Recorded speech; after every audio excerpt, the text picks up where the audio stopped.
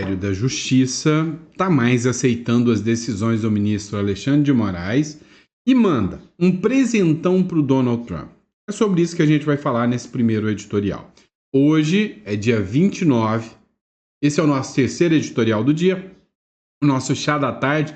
Muito obrigado pela confiança, pela credibilidade. A gente vai começar falando dessa matéria aqui, né, de que o Ministério da Justiça, de certa forma, deu uma desmontada, né, nos argumentos do ministro Alexandre de Moraes lá naquela ação que corre lá nos Estados Unidos. A oposição, por outro lado, diz que vai radicalizar a partir de agora contra o ministro Supremo Alexandre de Moraes. Eu já tinha comentado isso com vocês, né, sobre esse posicionamento da oposição. Nós vamos falar sobre isso. Outra questão.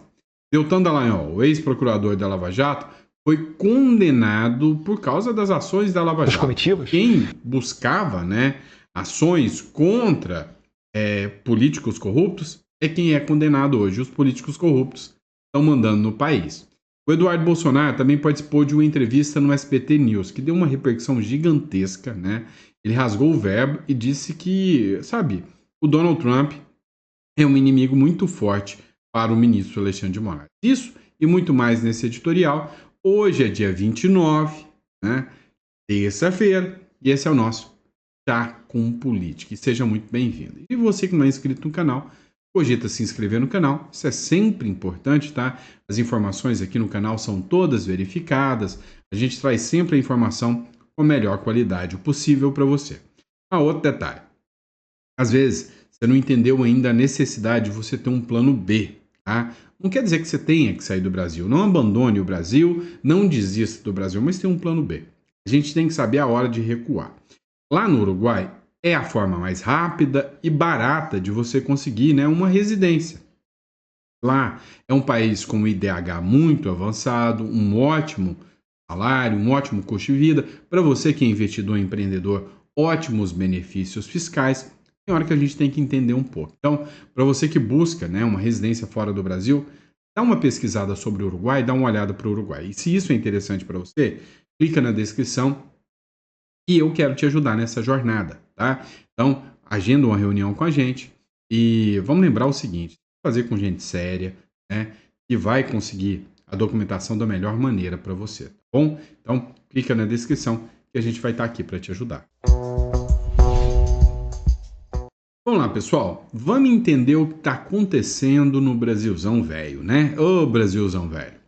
É o seguinte, dá uma olhada nessa publicação do Cláudio Dantas, né? Ele que é jornalista exclusivo. O Ministério da Justiça diz que ordens de Moraes não têm efeito extraterritorial. Deixa eu explicar essa brincadeira aqui para vocês. O Donald Trump está na cola do ministro Alexandre de Moraes. Ele quer pegar o ministro Alexandre de Moraes. Para tanto, ele entrou com uma ação lá nos Estados Unidos, a mídia, né, a Trump Media e a Rumble contra o ministro Alexandre de Moraes. E o argumento que eles utilizam, né, para ter uma condenação do ministro Alexandre de Moraes é que o Alexandre de Moraes ele usurpou a competência da justiça americana. E as decisões do Alexandre de Moraes só devem ser aplicadas aqui, dentro da República das Bananas. Lá nos Estados Unidos, as decisões do ministro Alexandre de Moraes não valem de nada. E aí, o ministro Alexandre de Moraes, ao violar a liberdade de expressão, ao adentrar no território americano, ele violou a soberania americana. E com base nisso, ele violou a primeira emenda americana. E, para tanto, o que o Donald Trump quer é que a justiça norte-americana dê uma decisão contra o ministro Alexandre de Moraes. Com essa decisão, que pode vir da Trump Media e da Rumble, é uma decisão civil. Tá? Então tem muita gente achando que lá é um processo criminal contra o Alexandre de Moraes. Não é não. Processo civil. O que pode ocasionar o quê? Uma decisão. No sentido de que sim, o ministro Alexandre de Moraes violou, né, a soberania americana. E, portanto, a decisão é de que ele não volte a cumprir esse tipo de medida. Tá. Mas e se ele voltar a cumprir? Se ele volta a cumprir, aí sim, ele descumpriu uma medida judicial. E descumprir uma medida judicial lá nos Estados Unidos é crime. E por se tratar, né, de um caráter transnacional, ou seja, internacional, nesse caso, o ministro Alexandre de Moraes poderia sim ser penalizado e condenado à prisão nos Estados Unidos e ser incluído, inclusive, numa lista da Interpol. Esse é um posicionamento jurídico que paira, né, sobre esse assunto, né, na discussão jurídica sobre o ministro Alexandre de Moraes. Mas o que essa ação tem a ver? É o seguinte, o governo Donald Trump, ou melhor, a Trump Media, né, que é do presidente dos Estados Unidos, mas é da pessoa física, Donald Trump, a mídia, ela executou o ministro Alexandre de Moraes e ela fez um questionamento, né, que o Alexandre de Moraes extrapolava os seus limites. O Departamento de Justiça lá dos Estados Unidos mandou um requerimento para o Ministério da Justiça aqui do Brasil, né, sobre a ação da Rumble e da Trump Media contra o Alexandre de Moraes, falando o seguinte, olha, aqui a acusação da Trump Media e da Rumble é que o ministro Alexandre de Moraes violou a soberania dos Estados Unidos ao tomar decisões que não poderiam ser aplicadas aqui. E aí eu queria saber qual a justificativa, ou eu queria saber se realmente, através do Ministério de Justiça, passou alguma informação e essa informação foi enviada via Ministério da Justiça. Caiu na mão, né, de um servidor lá do Ministério da Justiça, servidor concursado, o senhor Arnaldo José Alves Silveira. E aí o senhor Arnaldo José Alves Silveira, ele deu a manifestação onde ele disse o seguinte, olha só, em resposta a questionamento do Departamento de Justiça dos Estados Unidos, o Ministério da Justiça corroborou o entendimento da defesa da Rumble de que as ordens secretas de Alexandre de Moraes, enviadas por e-mail e a plataforma, estão em desacordo com os tratados de cooperação bilateral. Em suma, são ilegais e inválidas. A posição foi expressada em ofício assinado por Arnaldo José Alves Silveira, chefe do Departamento de Recuperação de Ativos e Cooperação Jurídica Internacional, autoridade central brasileira para assuntos relacionados à assistência jurídica mútua entre os países. Ou seja, o servidor público disse sim, o ministro Alexandre de Moraes violou a soberania e agiu em desacordo com as regras, normas e tratados de cooperação internacional. Ou seja, as medidas são ilegais, as decisões são ilegais. Pois é, pessoal. Vamos falar aqui dentro do Brasil também, né?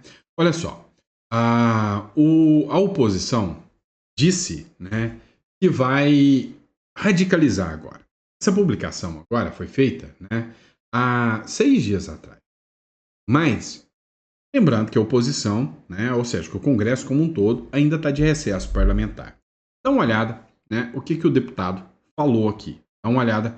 Chega, a oposição vai radicalizar a partir de agora. Escuta o que ele disse aqui. Pois eu digo, a partir da volta do recesso, a oposição vai radicalizar aqui nessa casa. Vendo aqui da Câmara agora, sentimento de frustração, de indignação, completo absurdo que o nosso mundo vive, né? Ontem Bolsonaro foi censurado, calado pelo STF, e hoje nós, deputados, que interrompemos o recesso, que nem era para existir, pois não voltamos à LDO, é um recesso branco, fomos também calados, censurados pelo presidente Hugo Mota. É um sentimento assim de indignação profunda. Eu quero saber qual mal a gente ia fazer em aprovar uma moção de aplauso, uma moção de louvor ao presidente Bolsonaro, uma moção de apoio ao presidente Bolsonaro. É isso que está acontecendo no Brasil. Eu digo, olha, eu já vi muita coisa na política. Meu pai foi deputado, já tive parentes deputados. E minha família está na política há muito tempo. Eu nunca vi o que está acontecendo no Brasil. Nem no que eles falam do governo militar, o nível de perseguição e de ditadura e de conluio entre os poderes foi tamanho como está sendo agora. Mas uma coisa eu digo, a partir da volta do recesso, a oposição vai radicalizar aqui nessa casa. Vendo aqui da Câmara agora, sentimento de frustração, de indignação. Assim, o que a oposição vai fazer ao radicalizar, né? A gente que fica acompanhando tudo isso aqui, a gente fica observando isso falando, mas peraí, e aí? Qual foi seu resultado, né? Olha, eu venho defendendo há muito tempo, só tem uma forma, só tem uma maneira. A oposição fazer uma greve de fome. Eu tinha dito sobre isso, né, bem antes do deputado Hélio Lopes tentar fazer isso com a Mordaz. Qual foi o resultado? O ministro Alexandre de Moraes foi lá. É uma decisão das mais absurdas que se pode esperar num regime democrático. Foi lá, mandou tirar o Hélio Lopes, mandou tirar o coronel Crisóstomo, que chegou depois, e mandou que eles fizessem, né, acampamento a 2 quilômetros, a 1 quilômetro da Praça dos Três Poderes. O que é uma violação total à Constituição. É uma violação aos próprios precedentes do STF, do próprio Lewandowski, que já tinha dado decisão no sentido de que é lícito e é ilegal frustrar qualquer tipo de manifestação na Praça dos Três Poderes. Isso, Alexandre de Moraes mudou o entendimento agora. Tá. Mas o que a gente tem? A gente tem o seguinte. Se a oposição quiser radicalizar de verdade, só tem uma forma de vocês radicalizar. Greve de fome no Salão Verde da Câmara dos Deputados e esperar a imprensa internacional cobrir isso. Para mim, sem isso, né, não vai adiantar de nada. Vamos lá. Aqui no Brasil, a gente pode literalmente dizer que é o país que o poste faz xixi no cachorro.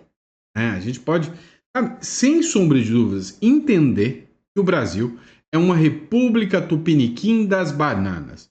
Uma piada pronta. Se teve um momento, né, que nós brasileiros sentimos um orgulho, foi aquele momento em que a gente via políticos corruptos indo para trás das grades, né? E uma das figuras centrais dessa época da Lava Jato era, né, o procurador da Lava Jato à época, Deltan Dallagnol. Cometeram erros. Não vou ser hipócrita, tá? Naquela época, né, não existia um movimento de direita que acompanhava a política. Foi ali que começou a surgir a vontade do brasileiro de entender, né, o que estava acontecendo na política. E aí surgiram figuras, heróis. Moro, o Deltan Dallagnol. Posteriormente, principalmente por parte do Moro, né, que para mim foi uma das maiores decepções, todo mundo viu que não era bem herói assim. E que cometeu erros sim. Agora, o que acontece? Quem estava do lado de perseguir corrupto vira o condenado. E quem é o corrupto vira autoridade aqui na República das Bananas. Dá uma olhada nessa matéria do Estadão, né? Justiça dá 15 dias para Deltan Dallagnol pagar R$135 mil a Lula pelo caso do PowerPoint. Isso é uma aberração. Isso é uma vergonha, essa decisão da justiça. Em 2016, o então procurador exibiu uma apresentação de slides para ilustrar a denúncia do triplex no Guarujá contra o presidente Lula. Procurado, Dallagnol não retornou os contatos. E aí ele gravou um vídeo aqui. Tá? E a solidariedade ao Deltan Dallagnol é um absurdo, né? Um procurador da Lava Jato, né, para pensar o que acontece hoje no Brasil, para falar se, não, tinha um PowerPoint que ligava os crimes ao Lula. Esse é o papel do Ministério Público. Pelo amor de Deus. Dá uma olhada nisso aqui. Eu fui condenado por fazer o que eu faria de novo 1000 vezes se eu tivesse 1000 vidas. Colocar na cadeia e não na presidência aqueles contra quem existem fortes provas de corrupção.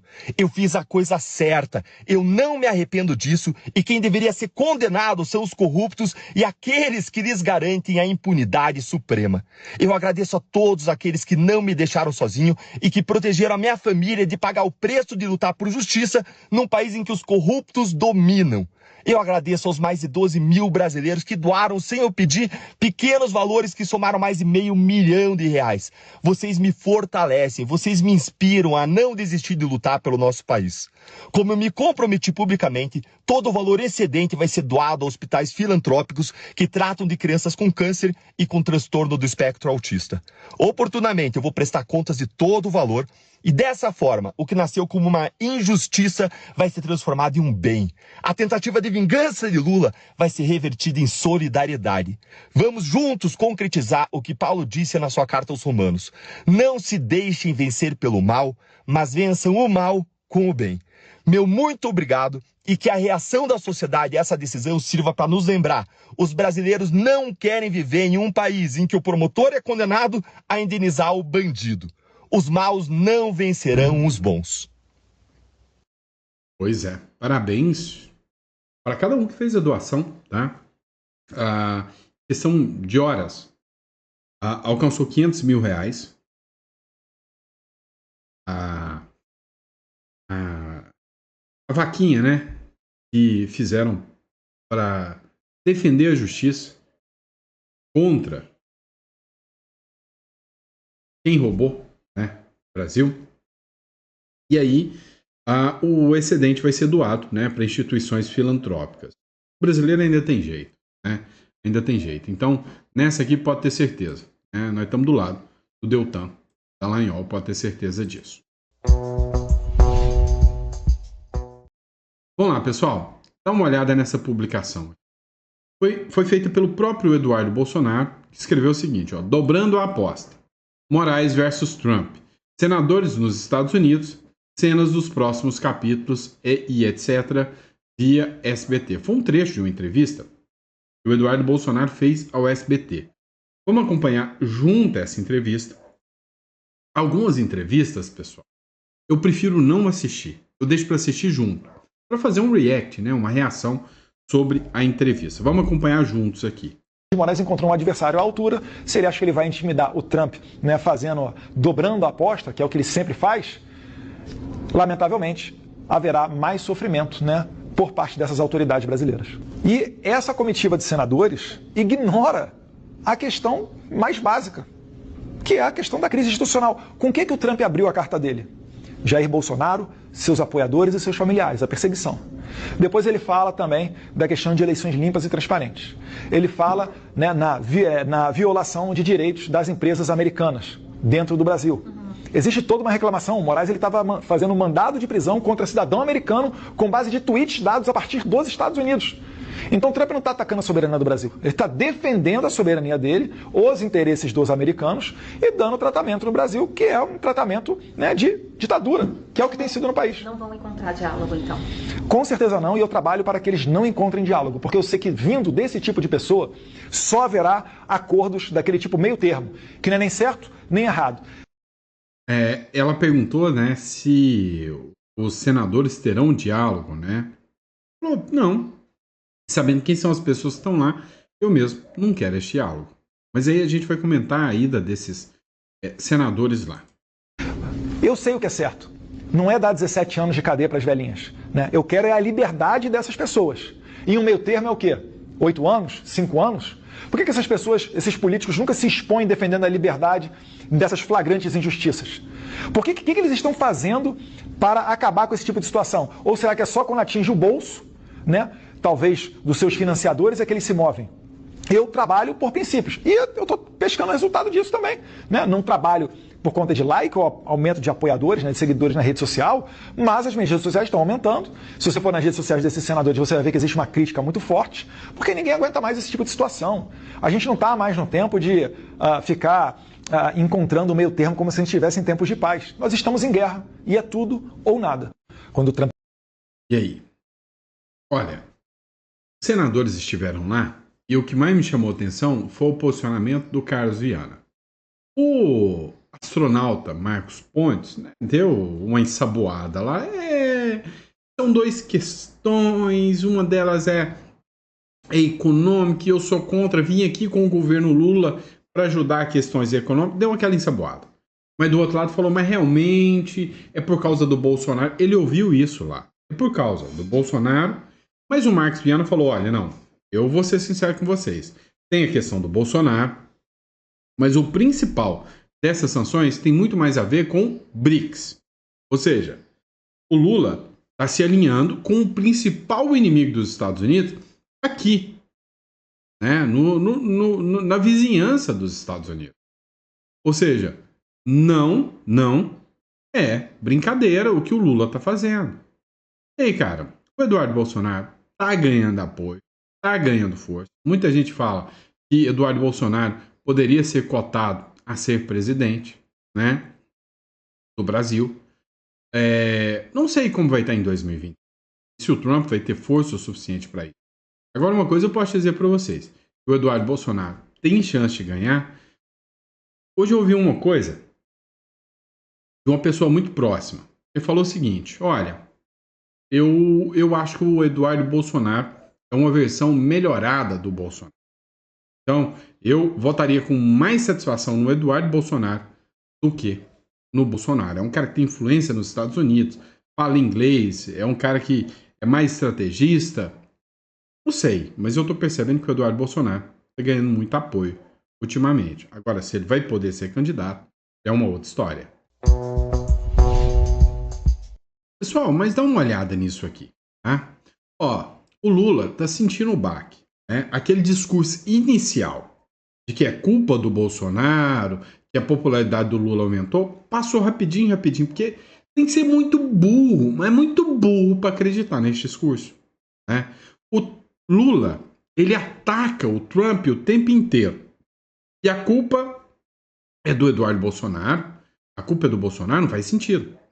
O Lula teve que enfiar o rabinho entre as pernas. Lula está disposto a ligar para Trump para negociar tarifaço, desde que seja atendido. É óbvio que ele não vai ser atendido. Ele está jogando a bola para o Trump. Ai, o Trump não quis me atender. O Trump não quis falar comigo. Cara, ele não vai ser atendido. Olha só o que o Camarote falou aqui lá na Globo News. Esse cenário, como é que seria? O Lula seria tratado como foi tratado o Zelensky, presidente da Ucrânia, seria tratado como foi tratado o presidente sul-africano? Acho que não. O Lula jamais seria tratado como os dois. Seria muito pior, né? Merece ser tratado muito pior pelo Donald Trump. Porque o Zelensky estava com nhenhenhê naquela época lá, e o Donald Trump já mostrou e falou, não é bem assim que funciona. Está chegando aqui muito cheio de querer, baixa a sua bola. Da mesma forma que ele está tratando também o próprio Putin. Agora falou, ó, Putin, baixa a sua bola, vai acabar com esse negócio da guerra. Ou seja, não é aquele discursinho mequetrefe do Lula de que com uma cervejinha numa mesa de bar eu resolvo o problema. Não é isso não, meu irmão. Que foram enquadrados, até humilhados pelo Trump ali no Salão Oval, essa é uma questão. Então, nesse caso, se tiver espaço para alguma coisa, seria um espaço para um telefonema. De fato, a relação não é boa do governo Lula com o governo Trump, não houve um gesto inicial de lado a lado. Lembrando que o Lula ele tinha um movimento claro em relação a candidata de oposição ao Trump, que foi derrotada nos Estados Unidos, e lógico que isso ficou uma espécie de ruído que não foi bem resolvido. Agora, independentemente disso, existe um movimento claro, o seguinte, olha, esse tarifaço tem um movimento político por trás. Então, diante desse movimento político, e isso não é negociável, o Baus até coloca, essa questão de interferência no Supremo Tribunal Federal, porque tem um julgamento de tentativa de golpe do Estado envolvendo Jair Bolsonaro, isso não dá para negociar, esse tipo de... que ele coloca de forma explícita na carta, isso é que está na carta. Literalmente, não é negociável. O Brasil vai sofrer. Agora, o que precisa saber é por culpa de quem. Esse cara aqui, ele nem concordo com tudo que ele fala, mas eu gosto do Eneg. Eu acho que ele é um jornalista sensato. Olha o que ele escreveu aqui. O tarifaço, né? Olha o trava-língua aqui. Eita. O tarifaço era inevitável? Sim, era inevitável. Se pensarmos que todos os países foram taxados, então era inevitável. O tarifaço viria. É culpa do Bolsonaro? Não. É culpa do Trump? É culpa do Lula? Não. O tarifaço viria, de uma forma ou de outra. Então o tarifaço não é culpa nem de Bolsonaro, nem de Lula. Todo mundo sofreu tarifa. Tá certinho. Agora, uma vez inevitável, ele era negociável? Sim, totalmente negociável. Não, era assim. Talvez, se Lula não tivesse se tornado um porta-voz anti-Trump. Ou seja, aí o tamanho do tarifaço não tem nada a ver com Eduardo Bolsonaro. Eduardo Bolsonaro brigou por lei Magnitsky contra Alexandre de Moraes. O tamanho do tarifaço é pelo tamanho do Lula querendo se posicionar como inimigo do Trump. Caçou briga? Agora aguenta. O problema é que quem vai aguentar é nós, é ele não, né? Essa situação era inevitável ou essa situação era evitável? Incontornável ou contornável? Quer dizer, a gente pode entender que ela era inevitável na medida em que todos os países foram taxados. Então, o Brasil está em todos os países, logo era inevitável. Mas evitável se a gente imaginar que muitos países já conseguem contornar, ou ganhando prazo, ou reduzindo tarifa, e o Brasil até agora não. Então, a situação inevitável foi contornada de alguma maneira e nós não estamos conseguindo contornar. Então, temos um problema que alguns países já não têm, ou pelo menos fizeram os acordos possíveis, né? Ainda que não fossem acordos incríveis e generosos. É inevitável, ou era inevitável, se a gente imaginar que o Donald Trump trava uma batalha ideológica contra a esquerda. É evitável, contornável, se a gente imaginar que o governo brasileiro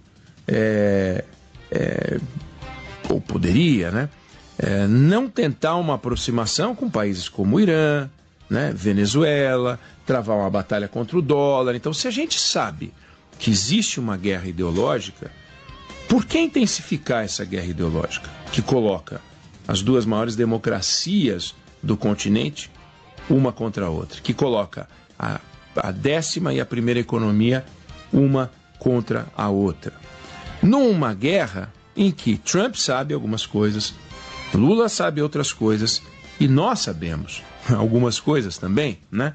Então, a gente sabe aliás, o Trump sabe, né, que o sucesso americano deriva da força das instituições. O Trump sabe que lá o Banco Central independente, por mais que ele fique espicaçando o presidente do Banco Central, é um segredo do sucesso americano. Eles sabem que a Suprema Corte independente é um segredo do sucesso americano. Ele sabe que o fato de o governo não poder fazer tudo, ainda que a gente veja o poder extraordinário que tem o presidente americano, que até a chegada de Trump nesse segundo mandato a gente não tinha percebido com muita clareza a força do executivo americano na comparação com o nosso executivo, é impressionante, né? O presidente brasileiro não pode nada comparado ao que o Trump pode.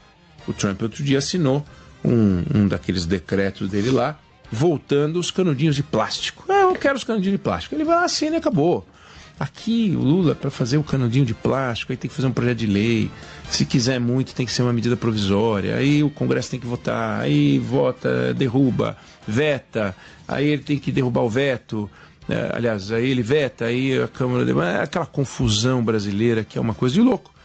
Mas é o nosso processo de solução das confusões todas que a gente tem pela frente, e lá, canetada, né? Resumindo isso aqui, né? Tá chato. Vamos lá. Resumindo isso aqui. O que acontece? O Brasil se tornou um aliado que há de pior no mundo, né? Não é à toa. E agora, né, o Brasil fica tentando resolver o problema. Por exemplo, aqui, ó, o Brasil tenta a última cartada contra tarifaço de Trump. E qual é a última cartada? Mandou o Mauro Vieira lá para os Estados Unidos para tentar negociar com Donald Trump. O resultado? Não vai conseguir. Olha o Estadão. Matéria do Estadão.